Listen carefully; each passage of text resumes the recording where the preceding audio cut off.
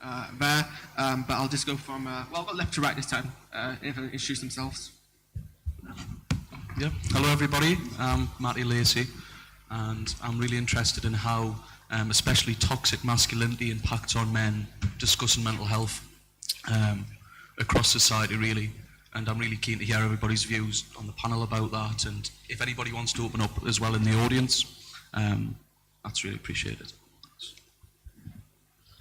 Hi, I'm Owen Kreelie. I suffer with borderline personality disorder, and I have traits of obviously depression and anxiety. So I'm just hoping to help and give a bit of a different perspective on it. Hey, I'm Jamie. I'm just a regular old sufferer of depression and anxiety. I guess what I can largely relate to a lot is just the kind of issue of not reporting mental health. I didn't report any of it for years, and it has an impact. So yeah. Hi, I'm Ahmar. I'm here because, I'm a guy, and yeah. Awesome. So, mental health obviously affects everyone and anyone with vulnerable people suffering a mental health illness. But the reason why we're having a men panel is often for one, suicide is the biggest killer of men under 35 with... You had it up. It was going to be so fluid. I look so intelligent. With 76% of suicides being affecting men, you're often undiagnosed is also the other issue, and so a lot of men suffer from mental illnesses which they're not aware of, and it often reacts negatively, which is what we'll explore hopefully in detail in this panel. So, with that in mind, if anyone has any questions to start prompting discussion, please raise your hand now. Excellent. So we'll just start sort of from personal anecdotes. So if anyone wants to kick off the ball, I think Matt does. Yeah. Yes, I also do have anxiety and depression, which I didn't state before, and as well possibly on the autistic spectrum, which I'm looking into to clarify. But to get back to the suicide rates within men, I think it's an epidemic across the board. And a lot of this is to do with the lack of self-referral, as has been touched on, by men, and how men learn to mask the mental health a lot in different ways, in a more masculine sense, in terms of maybe sports culture or drinking, and kind of just not really discussing this maybe in a female, as females can do together in a group. It can be really stigmatized between men together and seen as a real inherent weakness that we've been conditioned to believe from a very early age. On a personal level, I'd say from school, being from a quite, disadvantaged school in North Tyneside, there was a lot of that kind of working class macho behaviour as well, and attitudes being expressed throughout the school.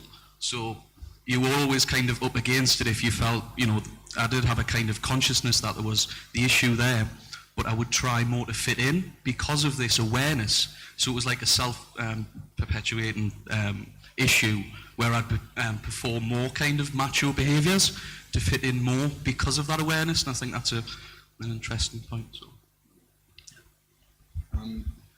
I obviously with struggling with borderline personality disorder, I am really focused upon relationships, and they're usually really turbulent, and it makes me far more emotional and often paranoid, and that's really kind of against everything that you're taught masculinity is supposed to be. So I don't know, it makes me sort of feel a bit like less of a man almost, and when I get really worried about it. And obviously you can teach yourself logically that I am me and it's just something that whoever I'm with has to deal with, but it kind of, I don't know, it makes you feel really inadequate, and it's just masculinity is kind of really opposed to it, so it's been a problem.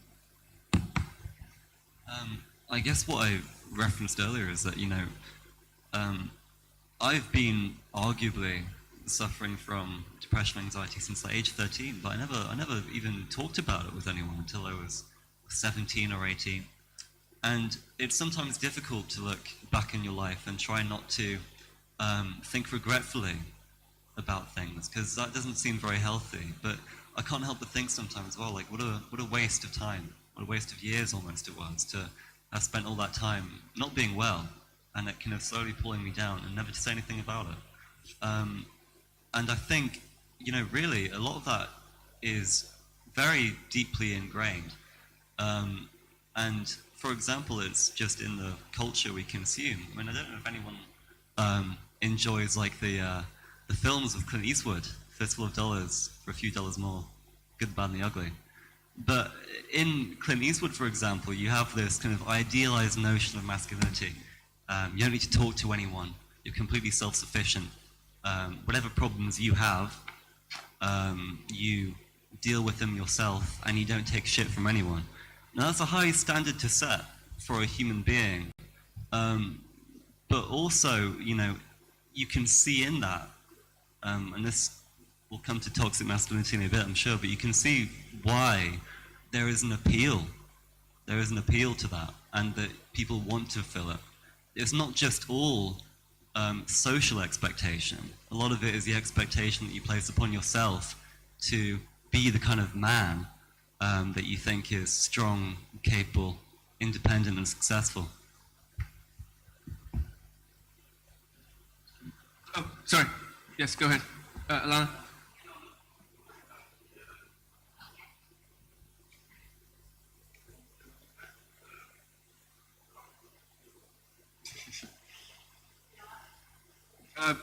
Is it green? Or is it orange? Is it green or orange at the front? Nothing. Give me 1 second.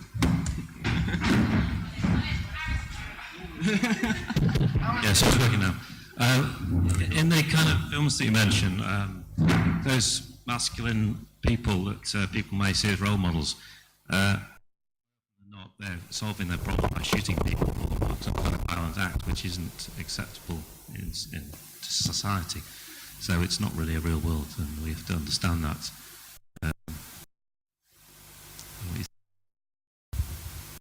Thoughts on violence and in those same cultural representations of masculinity. Yes, if those masculine people, those role models, their solution to their problems is by shooting people very often or violence. Well, I mean, that's another trope that you will basically see in a large degree of films, especially when you have some sort of kind of masculine figure or role model. I think, we're quite accustomed to, consuming this kind of stuff and not really questioning it. But again, and this is where the kind of like idea of independence and not taking shit from anyone suddenly does turn toxic. I mean, obviously the way Clint Eastwood achieves that as a kind of stranger in all his films is by shooting people. He can do whatever he wants because no one can beat him in a gunfight. So like there's this kind of element of masculinity which is inherently quite combative a lot of the time. You need to be able to stand up for yourself, and if that's not backed by the ability to do so physically at the end of the day, I think there is that internalized belief that you're not properly masculine. Like, words are all well and good, and they're useful, but if you don't feel strong, and I mean like a physical, capable sense, I sometimes feel this way about myself. It's like, oh, well, you're obviously not being who you should be. But yeah, potentially that's not really very healthy at all. I'd just like to follow up on that. Thanks. I think that narrative you're presenting around this kind of macho figure going and conquering the world and protecting his family also ties into the kind of Western imperial narrative around wars around the world, and which paves into nationality and kind of having to protect where you're from and who you are. And I think this connects a lot to men as well. Kind of leads to a bit of an existential crisis of identity and meaning when you encounter social justice causes, when you've been kind of socialized into this nationalistic, ready for war sort of narrative, which is paved around biological elements as well. How we're told, well, that's within our biology to protect and serve and defend, and that can be quite damaging if you're not exhibiting those violent behaviours in those ways, and it can manifest in violent ways on a social level, in terms of being disruptive in communities in negative ways and antisocial behaviour and whatever else as a means of dealing with that. Yeah, it is one of the major sort of problems of toxic masculinity in that you're not taught to express yourself in any way that's not violent, and it's one of the reasons why, you know, men who are suicidal often go about in very destructive ways, and it's why often men who don't understand the trauma or the ailments they're going through often exhibit it in very destructive and violent ways, both towards themselves and people around them. And again, it's because as a society, it's the way we teach men to communicate. It's, you know, we're meant to be aggressive and bold and outgoing. It's like it's not the best way. I think there's a question from Ron. Right. I don't agree with what you're saying. I think it's lazy thinking. This idea that you can align, I mean, I'm speaking as a proud sissy, a sissiness that's given me joy, pleasure, friendship, and a high degree of arousal.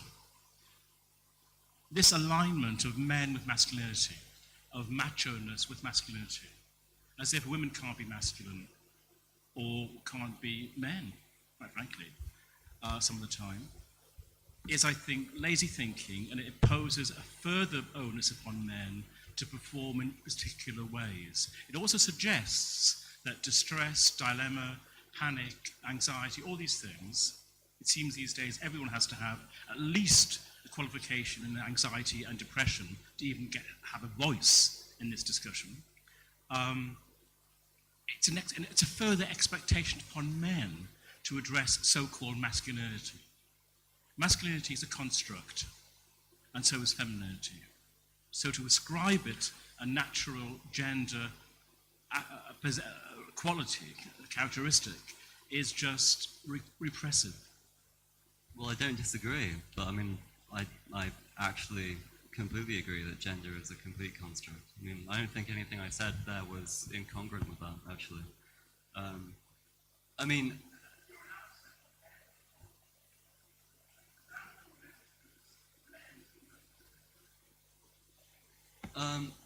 well, to a certain extent, that analysis did. I'd just like to pick up on that as well. I don't think anybody has said that this specifically relates to men.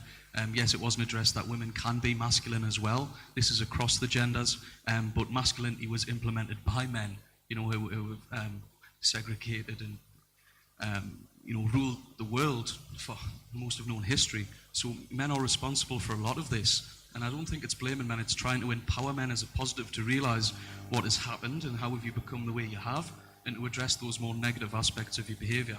And it's not attacking at all, it's to support. And it is frank, but it's for the good, basically. I'd also like to bring about the idea that it is true that obviously masculinity is not all negative. There's positive qualities that you can gain from it, like through mental health. So you can, like, there's a certain brotherhood you can find with friends and stuff that can pull you through. But I know that personal things aren't really the best examples. However, I have seen a lot of friends who are suffering from a range of mental illnesses, and they often go about dealing with it in ways that they may not if they weren't obligated to fall under masculinity. So, hell, even my little brother, he was having struggles with relationships in a similar way to mine, and he finds a lot of the times he deals with it by, he goes out and he plays rugby and he does a lot of damage to other people and stuff because he feels he's not been taught how to express it very well. And only when I sit him down and talk him through his own thoughts that he kind of starts to realise what it's all coming from and why he shouldn't be going out and just sort of hurting other people, and instead should be perhaps evaluating and articulating his own feelings more. Do you have a question, Saf?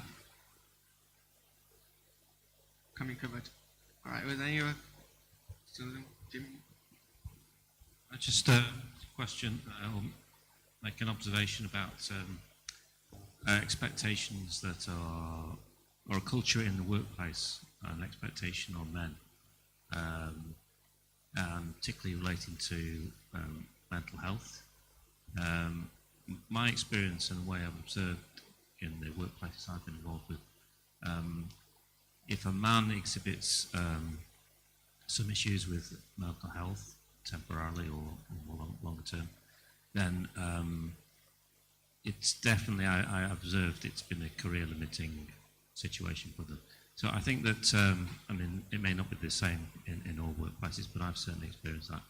And I think that that kind of culture is going to cause men not to come forward and not to seek help, because usually your employer will find out about it one way or another.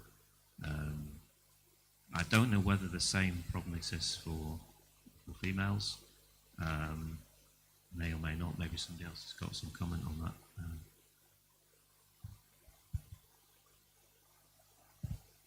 I think a lot of it has to do with stigmatizing vulnerability, or like pretending that being strong means you cannot be vulnerable, when actually that's not the case, and it actually produces more conflict. I don't know if you guys think the same, but like I think anyone of any gender probably goes through this when we try and pretend to be strong. Actually, we realize, oh wait, this is the wrong way to go about it.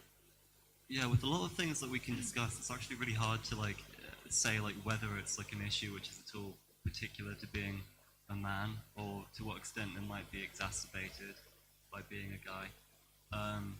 But I can completely relate to what you were saying about kind of having to maintain a kind of like this kind of like look of strength. I mean, I call it like self-police. I self-police all the time. You know, when I go out in public, it's usually in the back of my mind, and this will apply to a lot of people, but it's kind of particular in the way I do it. I kind of think about constantly about how I'm presenting myself, little things I'm doing, you know, the tiniest movements in my face, just things like that. And but always, for me particularly, I'm thinking, you know, am I coming across with those kind of traits which are associated with this idea of masculinity? You know, strength, confidence, not questioning what I think and do, constantly being ready to, I guess, like debate or back down kind of oppositions to me. But really, it's quite oppressive, because what I'm trying to do is emulate kind of. I keep referencing Clint Eastwood, but it's a thing now, I guess. I'm trying to be like. I'm trying to have that kind of like. Not just the appearance. I'm trying to be that kind of like non-self-questioning, that confident self. But really, by the act of trying to be that person, you've already failed, because that's not what the idea of this person would do. So it's kind of like a trap, really, and it doesn't really do you much good in my experience. I'm largely doing this for the benefit of thinking, well, I don't want people to judge me or exclude me from kind of work possibilities or social possibilities. You know, even if they think this quite in a quite positive way, they might think, oh, well, Jamie's not very well, so I won't give him this role, but I'm just looking out for him. I don't even want that to happen. I don't want people to see me that way. I don't want people to limit their expectations of me, however compassionate their motivations might be. I want to be pushed as much as possible, and I want people to push me as much as possible. And potentially that might not be the healthiest thing, but it's something I'm quite rooted into. How that relates to masculinity, I'm not sure. It might be part of the idea of it, I guess. I should let someone else speak. To pick up on your point there, I've lost my sentence for a second.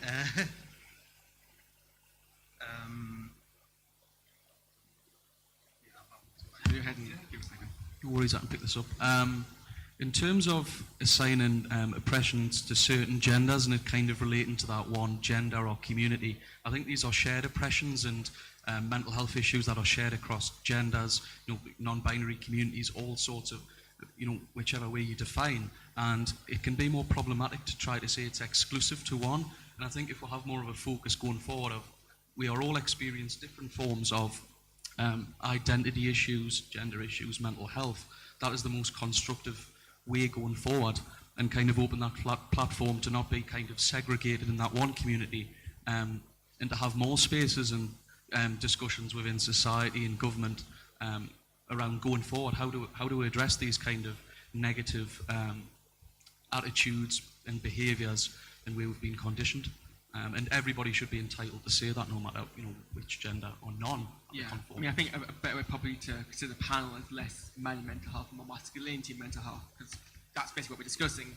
Because there's valid points being raised that obviously it's not necessarily, obviously genders with mental health can look at gender, but masculinity obviously plays a part in that, both ways in fact. No, go ahead while the mic's moving. I was just going to make a really quick point. I mean, you're kind of right. Like, I mean, the idea that, like, only men will understand men's health and only women will understand women's health, I mean, it's not really that constructive in a sense, because what you really want to achieve is break down those barriers and move beyond the binary, as it were. Hello. I'd quite like to hear from the non-white side of it and how intersections of race affect like your experience of masculinity and mental illness to being of colour. Yeah, all right. So yeah, the whole stereotypes of men not opening up about their feelings and stuff, I feel like it's a lot stronger. At least I don't know how you feel about that, Haaris. In British Pakistani kind of subculture, a lot of people that I know who struggle with mental health difficulties, who are male and British Pakistani, they don't feel comfortable talking about it. They don't feel comfortable asking for help. They resort to self-medication, whether it's drugs, alcohol, you name it, and it does help. Those routes do help people, but on the other hand, they can be destructive too. So it's sad to see, but I think we've all got to try our best to just ensure that we carry on the conversation and that we allow these people, however hard it is for them to open up, to just talk about it and just feel comfortable just talking about their issues and just talking about how what they're going through, and be able to open up their emotions and just so they can just feel free. I mean, yeah, absolutely. I mean, I think one of the biggest issues with me in growing up was that it was never really taught to me that it was okay for me as a man to be sad, which I guess is probably the root of all the problems of me sort of seeking help. I mean, like, yeah, there's definitely a thing amongst British Pakistani males of having a very stoic face. I mean, in regard to things, just to bring the race into it, to answer the question. Like, I think it took my younger sister's death to really see my dad cry for the first time. Until then, nothing in terms of negative energies or being okay to be sad and talk about being sad was expressed. I mean, I don't know if this is just because of me as a person or because of my autism or other social sort of disabilities, but I related socially more to women than I did to men. When I was a child at school, I played tag with women rather than play football with the men. My family is predominantly female, so I spent my childhood with my sisters and my brothers. If there's any reason for me to be as open as I am now, I guess it's that. But even then, I had struggled against the whole thing about you shouldn't really mention you're sad. And I guess it's weird. I don't know why. I often got told off for crying, and it's like, I'm sad. That's how I'm expressing myself, and it took me a long time to get over that. I'd have to fight not to cry, and it's like that's caused me to feel worse. And that things like that are the issues. I mean, I said this last year, and I'll say it again. Things which seem as innocuous as telling people to man up is what kills people. It kills. That phrase kills people. There's no two ways about it. And it's that whole aspect is why I think is what the problem with masculinity, mental health, roots down to. I'd just like to add as well, when you were on about the links between crying and masculinity. I always remember this was about 4 years ago. I went to a funeral, and at the time I was dealing with my own issues revolving around my brother who we'd lost 5 years prior. But death in itself is a concept that scares me, in all honesty. And in Muslim funerals, it's seen as somewhat necessary to look at the body of the deceased. And I remember looking at the body, and I couldn't help myself. I just started crying, and everyone started looking at me. And I remember in the build up to that, like, everyone was acting like there wasn't a dead body in the room. They were just talking about normal things. And I just thought that was just mind blowing. And it made me feel almost alien for displaying my emotions, even though I had no control over them at the time. Yeah, I'd just like to pick up on that point about even crying and showing physical emotion. It's just so like epidemic, I think, for out men, that it is just something, the last resort of what to do if something goes wrong. And it's just so widespread from an early age that unless it's a physical injury, that's really hampering you, then it's not to do, or you'll be kind of pointed out within that, whichever groups, and it won't be talked about. It'll happen, be done with, and there'll be no following discussion from this with either, in school with teachers, or, at home it can be hushed as well around more kind of macho parents or what have you. So it's those base forms which is even such a big issue. I'd just like to highlight as well some facts around alcohol addiction and drugs, that men are a lot more likely than any other gender to experience substance misuse related issues. It's more destructive. It's more destructive, yeah. Yeah, more destructive behaviours, and that's why it is still so kind of crucial to understand that these coping mechanisms are so destructive, and it kind of relates to the university culture as well of partying, all the time during freshers, which we've discussed in the conference. But to show yourself as that man and being the the party animal and what have you, and even if you're not that natural kind of social person, you have to force yourself to appear in that way and almost become chameleon-like and not a true person, but taking on that kind of macho man at the same time. So, I think Lana, your question? Yeah, no, I was just going to say, on your point earlier, Matty, about when you were talking about we've just got to look at females and males within mental health as the same. And I think as people suffering from mental illness, and we've had this conversation before, it's all right for us because we get it. I think for people that don't understand mental illness, they can't relate to you saying, I feel anxious. They don't know what that means. They don't know what depressed means. They don't know what panicking means. It means nothing. But to them, statistics, they can understand. So they can understand when you say 40, the biggest killer in men under 45 is suicide. That's when it hits and they're like, oh my God, this is actually a serious issue. But displaying the symptoms doesn't really mean anything. Do you know what I mean? It's only really the stats. And I think, again, this is another issue in society where, like, as we had racism and, things are still, unfortunately, that's still prevalent, but things are a lot better. And with homophobia, it was illegal until 1967, and now, obviously, there's a different attitude. This is another one of those things where, like, there's going to be stats, just like there was for racism, just like there was for homophobia.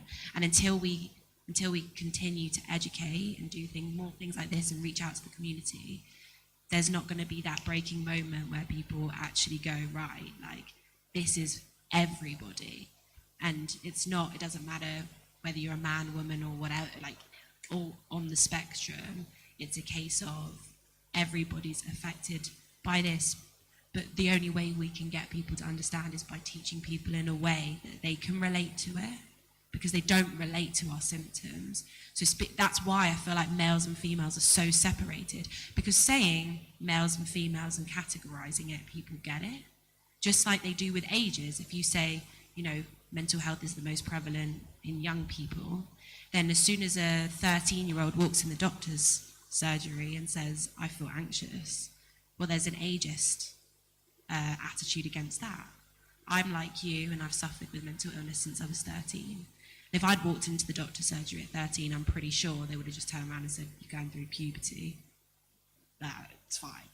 Do you know what I mean? So I think it's just, you're exactly right. It is about putting people in the same category. But at the moment, because people don't understand, it's much easier to categorize by ages, by genders, and eventually it'll just be seen as all the percentage of all people rather than like men and women. But there's also evolutionary things. Sorry, I don't mean to bang on, but I think that in evolutionary times, men and women do have different characteristics. There is a reason why women are seen to be more emotional and men seem to be less able to get in touch with their feelings. So there's obviously a spectrum to that as well. That is kind of that is inevitable as a generalization because of biology. So there is evidence that, like, there is research that says that there are reasons why certain, like the majority of men, not majority, but a lot of men have certain personalities. A lot of women have certain personalities. But obviously there are always exceptions to the rule. But briefly, please. I would say, I've got 2 points to make, so it may not be brief. 2 points. Firstly, about the idea of nurture and non-nurture. That to me would be about the sexual division of labour, not about some inbuilt genetic predisposition. So in societies where those tasks were given to particular groups or particular perceived genders, then women would get that role. That's my reading of it, not in terms of evolution, in terms of social development. One word which you used was stoic, and I like the fact you used that word. I'll tell you why.